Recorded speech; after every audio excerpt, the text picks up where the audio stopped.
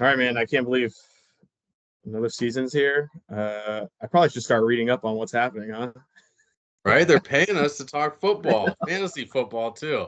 I I've can't been trying to believe it. find a producer here the last, I don't know, hour, but hopefully these uh these fantasy drafts I did go well. You have a good off season? Yeah, yeah. I think my drafts went well. You never really know until they get on the field. Tried Sure. something new this year, going a lot of hero running back. Yeah, yeah. So I don't know. I actually did the opposite. I tried zero RB. Uh, we'll see how it goes. I was uncomfortable.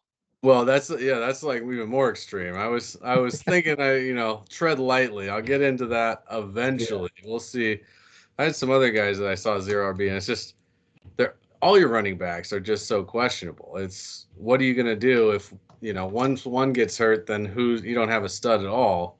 true. Might be in trouble if my True. stud gets hurt, but at least Exactly. at least I I've know got stud receivers. it's kind of slimy because you're almost rooting for injuries, and you don't really want to do that. It's bad omen, but you know how it goes. All right, Fantasy you, gods frown upon that, I'm pretty sure. I mean, it's bad karma for sure. It's hit me a bunch of times, especially when we say it on the air, and then my team doesn't do so well. It's very unfortunate. Yeah, so I don't know what are we supposed to talk about today. We got like less than 30 minutes, right?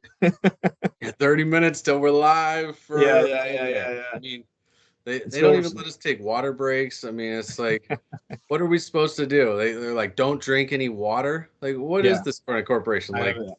no Trust me. lunch, no water, just I, sit there. I almost feel like I'm in Times Square on New Year's Eve. just shoulder to shoulder, not moving. Can't move for hours. It's my People, nightmare. it should be fun. I mean, there's not many shows that are just breaking down fantasy live as it happens Yeah. all day. We're not going to miss much. We're going to be all over it. I hope that some fans find the Ocho. It's obviously the network's not preferred choice. We're just kind of there. You know, Look, they they've got my me. They grandma. want me to pretend like I'm in San Francisco. Like they're Yeah, like, well, no one's gonna believe that we would, send you somewhere different. We're just gonna send you where the rest of our team is for Monday yeah. night, and then I've got to pretend like I'm there. I mean, it's You're a pretty ridiculous. I good got to actor, come though. up, come up with some sort of course that I'm going to tell people I'm playing this week. Tell them, oh, I could probably shoot like an 82 there. I Right, mean, a right. bogey here and there, maybe a Yeah, double, throw in a birdie. you're always out there. I feel like if your fantasy teams, if you put as much time on your fantasy teams as you do on the course, I think you do a little bit better. But that's just me. Honestly, I think you put that much time into fantasy, you're going to get yourself into a lot of trouble. It's almost That's easier. true.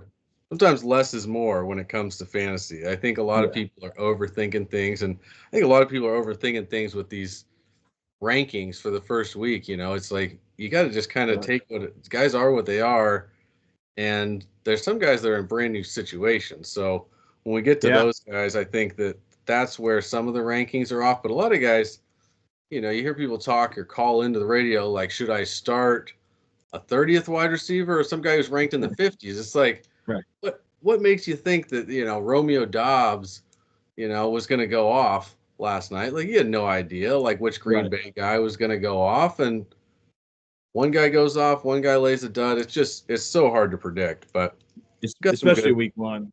You just don't know what these teams are going to do. It just is, on Thursday, everyone knew Xavier Worthy would be pretty good, but right away, yeah, you just don't know. When Kadarius Toney, please Seahawks don't sign him. When Kadarius Toney was on that team, you thought he would be that guy, and I guess they may have found, but that's just week one. We may never see Xavier Worthy or Isaiah Likely do anything for the rest of the year. Who knows? Probably unlikely, but it just is the ebbs and flows. You just never know.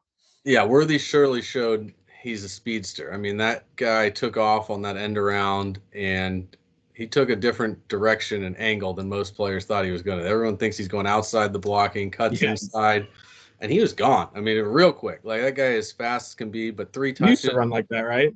Yeah, Back in high yeah. school? Back, maybe in a speedboat. Maybe when I got my 86 Jetta into fifth gear, Yeah. taking off. But Oh, all right. Producers are telling us we need to start, I guess, trying to prep for this show. prep for the show. What? I mean, come on. We're just gonna wing it, right? Yeah. It's live. We're doing it live. Yeah, exactly. Trust me, we'll be fine. We'll be fine. Yeah, I mean, you just don't know where players are going to be, but we can always take a stab at who we think might do well and who might not do well. I think that's something we can consider and talk about, you know. Yeah, I But think they've got us doing like a top 5 overrated, top 5 underrated. yeah, So we'll just do that right when the show starts, and then cool. get into the live game action. So we could run through that now, just kind of a dry run, Yeah, make sure these producers didn't mess up who they put for us. You yeah, know, yeah. Hopefully they sharing have the right producer with graphics. all these other shows. It's like, can we get a floor director maybe? Like Trust me. maybe I week 3 think or we need to get some lights first before we'll get a get the floor lighting director. figured out. Yeah. Yeah. What do you think? Will we get a lighting first or a floor director or neither? Probably neither. A floor director that holds the lighting, holds a Oh, look flashlight at that. like a bouncer, just There you hold the go. flashlight up for us. That might We're help. cutting costs, but we're being smart. Look at that. All right. I hope the bosses. Automated. We should pitch that to the bosses. So All right. So let's see what they put down for uh over ranked for week 1. What's on your list? The producers gave you. I've got Devin Achane at 15. Achane. We'll see where everybody settles with his last name. You hear it said a different Yeah. way in just about everywhere that he's mentioned, and he's all over the place for rankings too. I mean, I've seen this guy as a top 10 back. I've seen him in the 20s. So it really just depends on your risk tolerance and how much you think he's going to get used. I think he's too small to be used as a feature back. And right now, he's not the feature back in Miami. Yeah. He's the backup. He's going to get 10 touches, maybe. Right. I think somewhere right around 10, a little bit less, a little bit more, depending on how the game's going. But he's not a power back. He's not going to get the ball up the gut. Maybe he gets it open on a swing pass, but it's hard to know with a running back. ESPN's got him at 15. I think that's just way too high coming in Yeah. week 1 versus the Jaguars. Not a great D, but he's the backup running back. He's not even the starter. Yeah, I do think look, he had some explosive weeks last year. Certainly has the talent to get things done, but all right, I'm gonna sneeze. Oh god, got to get it out before we get on camera. And Right? I No don't know. sneezing, no sneezing live on air. We'll get Oh fired. man, you'll see my eyes start watering when I do that. It's a very clear sign when I do it on air. I like literally fight it and push it down as hard as. But yeah, like Achane, he has the explosiveness, but it's week 1. He got hurt last year, and partly because of his size. So I can't imagine Miami's gonna go out there and roll it out week 1. Be like, all right, Achane, you're our guy. Let's get you hurt week 1. So I also think that plays a massive factor in it all as well. He'll be a good fantasy player this year, but I think it's going to be matchup heavy, and you're gonna have to see what week 1 brings before Achane really gets set up pretty well. I just don't. I can't imagine now that the season's 17, 18 weeks long that they're just gonna fire up this guy who got hurt his first year right away. So I totally see that as a good point. Yeah, they're not feeding backs in Miami. They're feeding a plethora of guys, and they've got a type, and it's brittle backs. They don't like guys that are durable. So totally. I mean, at least he's healthy. There's that's great. One selling point. You might get a full game out of him. So not the worst reason to start him. I can see why people want to draft. You draft him in the first, second round. You're going to want to start him, but I'd say caution. Maybe more of a flex play here in week 1. So I think that was a good call by the producers there. Next, I've got Dak Prescott, and Dak's going Dak. But he's going to Cleveland to play the Browns. The Browns terrorized quarterbacks last year. CeeDee Lamb hasn't been in camp all year. Dak's not running the ball these days. He's past those days. we've got just too many good quarterbacks. I think Dak's talented enough to finish top 10, but I think you're looking at about his ceiling, 10th overall this week. It's just Sure. too tough of a matchup.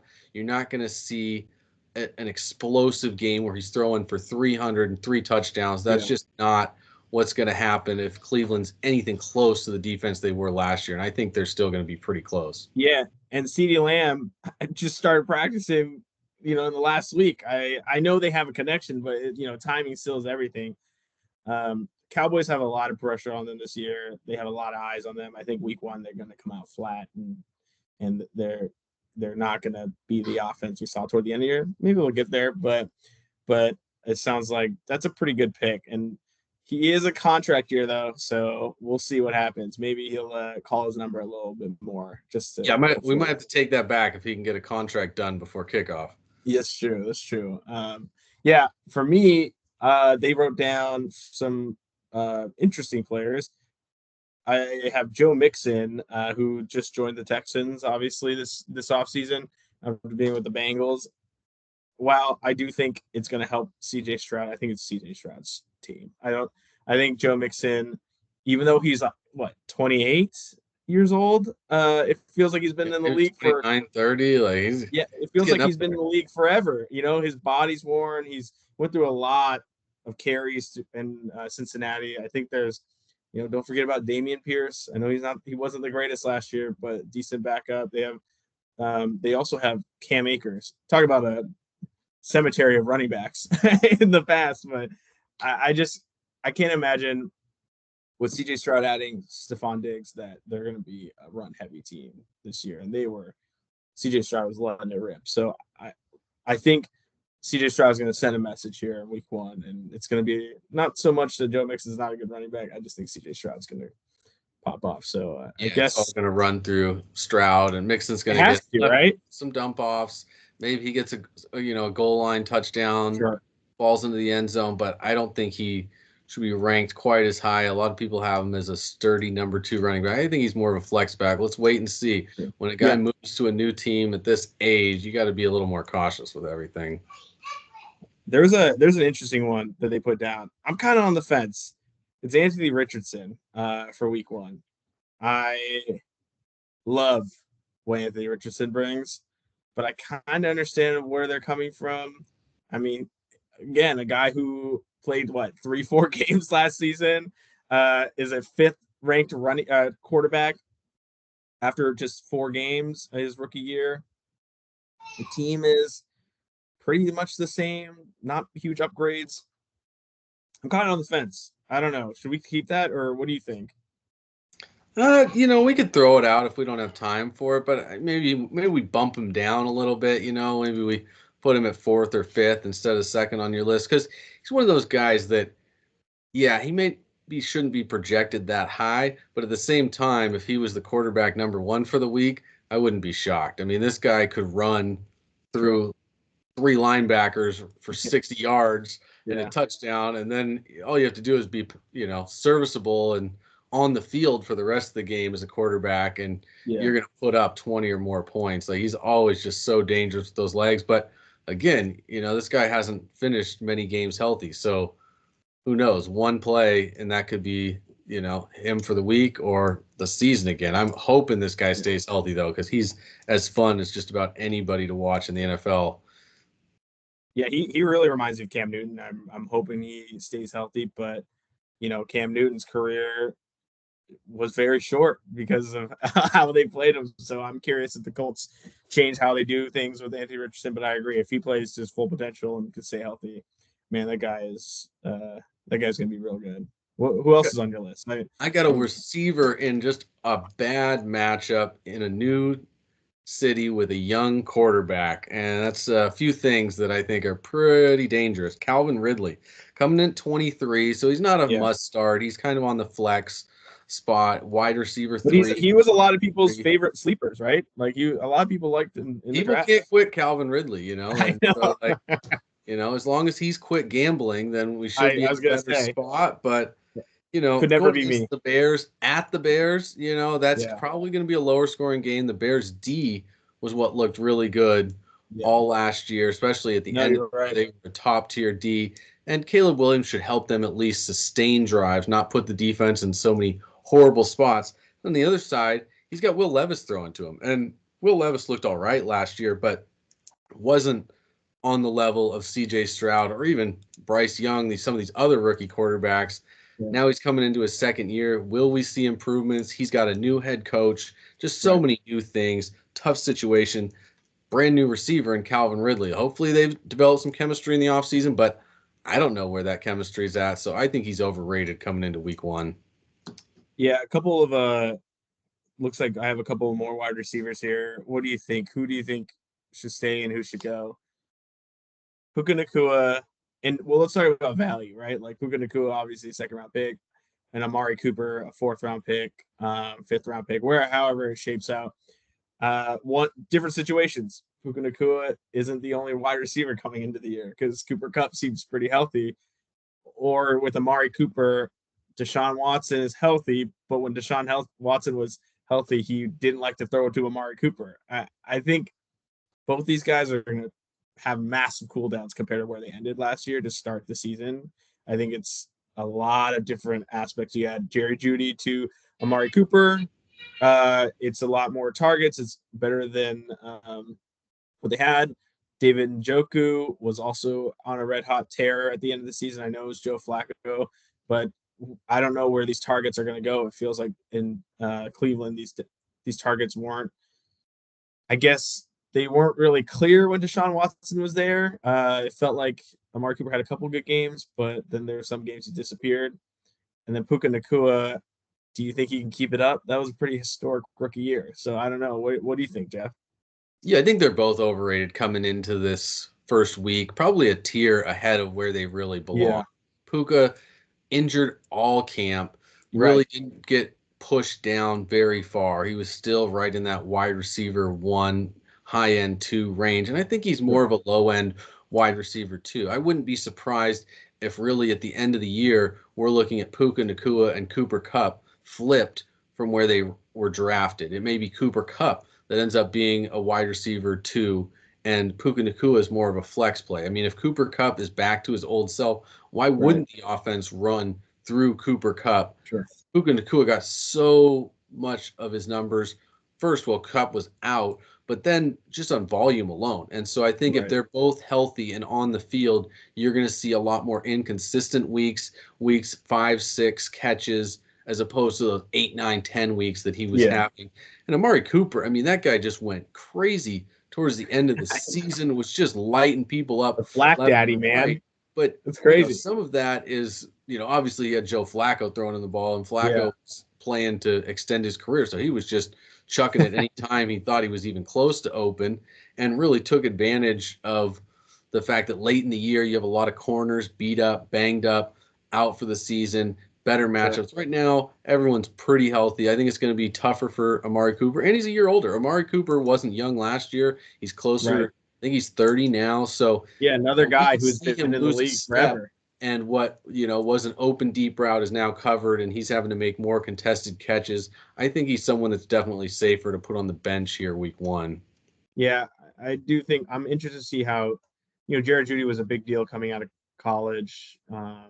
I'm interested to see how that'll all play out.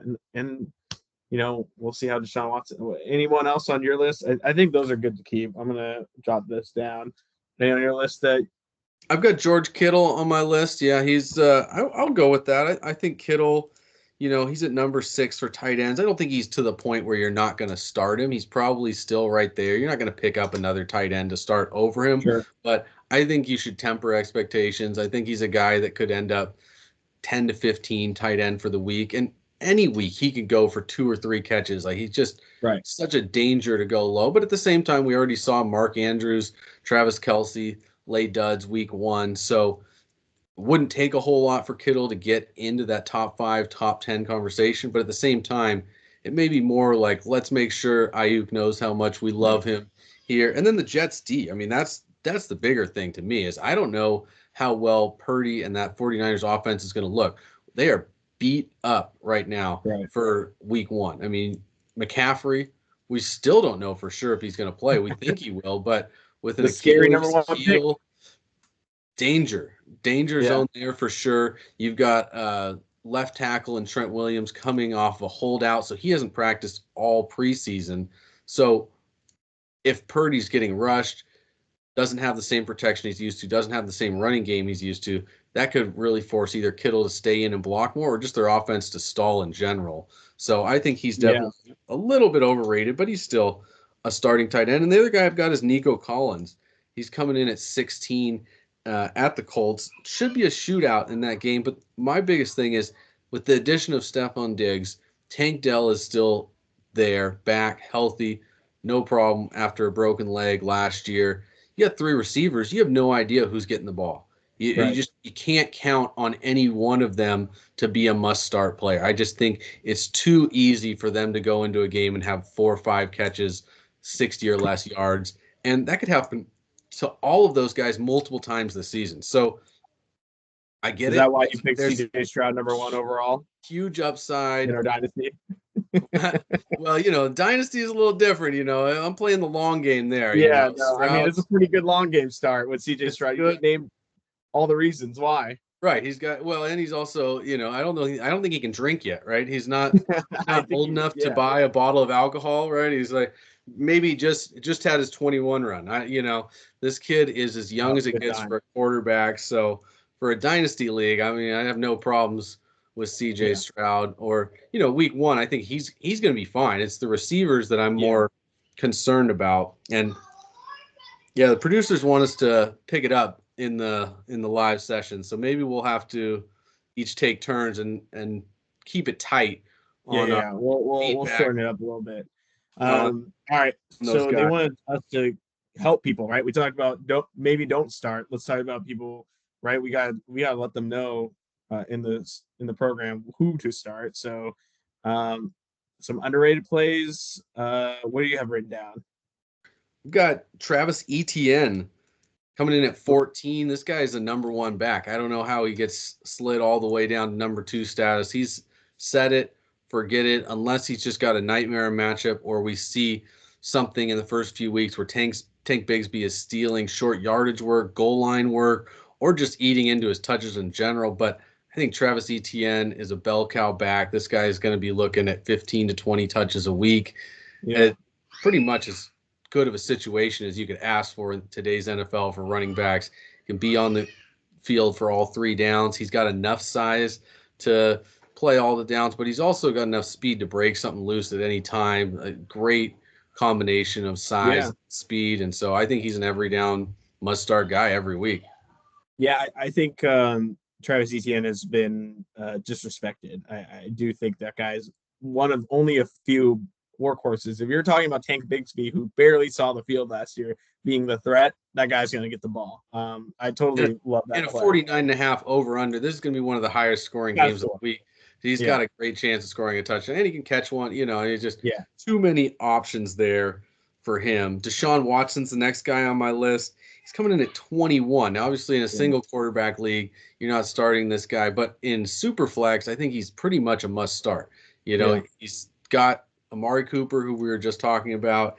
He's healthy for now. Yeah. We'll see how everything goes as it goes forward. But we have seen Houston Deshaun in Cleveland, and I think hopefully this is the year we start seeing some of that. That'd be big. Yeah,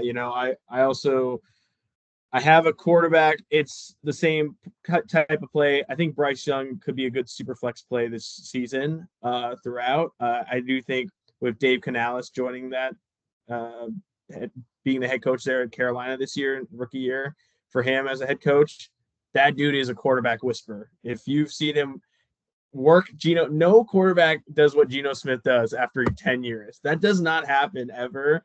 And then Baker Mayfield, who was almost on his way out, his third team in 2 years, and somehow gets a contract after that.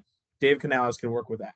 Real talent with Bryce Young. I do think he is. So I do like him week 1. I think that offense is going to really shock a lot of people. Deontay Johnson added to that list. Adam Thielen somehow was good last year. I'm sure he'll be a great slot receiver as well.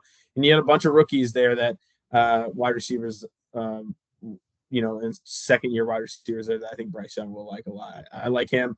Aaron Jones is on this list as well. I think Aaron Jones, if he stays healthy, that guy is so good, but he can't stay healthy. But I do think week one, he's always really come out with a bang, and he's one of the fastest guys out there.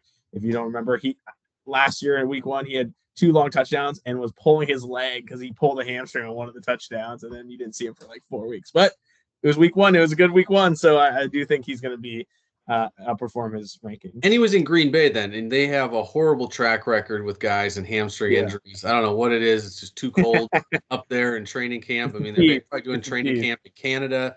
I mean, get down south, get some warmer weather, get ready for the season. And now he's in Minnesota. So hopefully that change will help. And you wouldn't think the Vikings are going to bank on Sam Darnold, at least hopefully not week one. I mean, obviously they're going to hope he can throw the ball to Justin Jefferson, but I can see him checking it down. And Bryce Young's a good call too. I mean, it can't be worse than last year. No, that's the thing. He's going to improve. He was in an unfortunate situation. I'm not saying he's going to be C.J. Stroud after 1 year, but I think coaching has a lot to do with it. When he had his head coach got fired midway through. One that I really, really want to talk about that actually I'm like, there it is. The producer finally did something right for once. Dalton Kincaid. That guy is going to go off week one. And I know he was ranked decently high, but I think that guy could finish tight end 1 or 2 this season. And that's because you mentioned Stephon Diggs is gone. Where are those targets going? I don't see them adding Keon Coleman, a rookie. I don't know. Is he really going to do that much? I don't think he's going to step up to be Stephon Diggs and warrant those targets. So I think Dalton Kincaid, man, that guy, get ready. Week one, he's going to come out bursting out of the seams. Well, I think the producers are doing a great job here. So, I don't want to put those guys under the bus until we at least week 2 or 3. I mean, they're barely affording to live here, with the economy the way it is these days. Everybody thinks that you make a lot of money in news, TV. We're barely, I can't even afford a tie. You can't afford a button up. Like we're just scraping by here. We've got no clothing budget for this show. You'd think we'd have more, but we have. This is a hand-me-down, actually. Minimal things. Yeah, I was thinking about wearing my bar mitzvah jacket, but I'll save that for a more important. Yeah. That's for a special. Yeah, I've got Mostert on my list too. If I'm going to be low on Devin, then I should be high on Raheem. So Mostert, I think, is the starter. I think he's going to get the work. I think he's going to get the touchdowns here early. So I like that a lot. Hopefully, we'll tighten it up live. We'll make sure everything's nice and tight, get everything in. We've got some dynasty ads here that are good. And one we definitely want to touch on, Andre. I want to get this right. I've Yoshi Boss. So think of like Yoshi, and then if you say in a base incorrectly, Yoshi Boss for the Bengals. We found out T. Higgins. The producers make sure to put a pronouncer in the prompter for me. That'd be not going to play. I'm not gonna Jamar Chase, he might decide not to play in the second quarter. Just I didn't get the extension in the first, so I'm out. Really leverage the situation without T. Higgins on the field. Even more leverage for Chase. So hard to know what's going on. Yoshi Boss looks like he's going to be the third receiver when everyone's out there, but this week he's going to be up a little bit higher than that. And so he's a guy. Speaking of, I like, we both like Justin Jefferson, or Justin, not Justin. Obviously, we both like Justin Jefferson. Justin Fields, I think we should put down.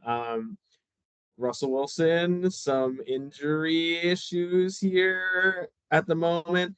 He kind of has a hammy. He's past his, over the hump at 30. It's gonna be tough. So we definitely need to keep an eye on him. Justin Fields, if he gets his opportunity, it could be pretty good. All right. Sounds like we got about 45 seconds. Okay. All right. What else do we need covered? I think we're gonna do one segment with just things we've overheard people talking about this fantasy season. I know a lot of guys mixed out on tight ends that they really wanted to draft. Wide receiver, everybody always thinks it's deep. We'll see how deep it really is. And there's a bunch of bad commissioners out there stealing the money, different things. I got to admit, I messed up a little bit. I got to fix some scoring settings. I messed up, so that's my bad. Yeah, no, some stuff I overheard too is I mean, It's week 1. Should I? How should I plan for this? This season, should I go heavy on quarterback? It's a quarterback league. Should I go heavy on wide receiver? I went heavy on wide receiver. I think, that's the position. Running backs are a dime a dozen. You get maybe 10 okay good ones to pick. The rest will either get hurt or fall off. So I think stock up on wide receivers as much as you can. I think that those Yeah. are the All right, we'll do it live. We'll do it live. We're Okay. in All 5. right. Straighten Ready? up. All right. Let's go. All right. Got me? Okay. Ready?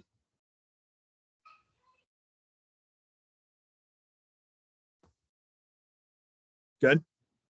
I think so. Cool. Yeah, I do think it's funny. These things, let me stop.